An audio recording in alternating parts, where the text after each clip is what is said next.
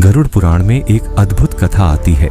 यमराज जी एक तोते को देखकर हंस पड़े तो तोता बोला, कोई और हंस जाए तो बात बनेगी। यमराज हंस रहे हैं। तोते का मित्र था गरुड़ जी, भगवान के वाहन। जब लोग संकट में आते हैं तो अपनी पूरी पहुंच लगाते हैं। तोता डर के मारे गरुड़ जी से बोला, भैया मेरी उम्र बस 4 दिन की बची है, आप कुछ कर दो, मेरी जीवन अवधि बढ़ा दो। मुझे लगता है यमराज जी मुझे देखकर हंस रहे हैं और वही मेरा अंत तय करने वाले हैं। गरुड़ जी बोले, पहले तुम मेरे पास आओ, मेरी कमर पर बैठो। और तोते को अपनी पीठ पर पकड़कर 7 समुद्र पार एक गुफा में ले गए। वहाँ उसे छोड़कर बोले, यहीं रहो, 2-4 दिन सब ठीक हो जाएगा, मैं भगवान से बात करूंगा। गरुड़ जी यमराज जी के पास गए। यमराज जी ने कहा, आइए गरुड़ जी, कैसे आना हुआ, कोई विशेष कारण? गरुड़ जी बोले, बस एक छोटी सी बात कहनी है, उसके बाद वैकुंठ लौटना है। हमारा एक मित्र है, एक तोता, परसों आप उसे देखकर हंस पड़े थे। हम जानना चाहते हैं आप क्यों हंसे थे, कोई विचार चल रहा हो तो बता दीजिए। यमराज जी मुस्कुराते हुए बोले, अच्छा वही तोता,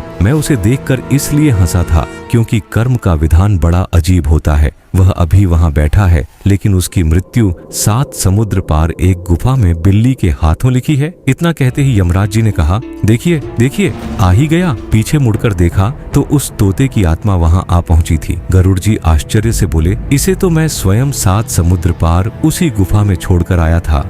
इस कथा से यही सीखने को मिलता है कि कोई शक्ति मृत्यु को टाल नहीं सकती। इसलिए प्रसन्न रहो, नाम जपो, कथा सुनो और आनंद से जियो। जीवन में जो होता है वही सही समय पर होता है। जीवन में अच्छे बुरे अनुभव दोनों कर्म की ही विधि है। इसलिए किसी भी परिस्थिति में अपने धर्म, भक्ति और आनंद को बनाए रखो।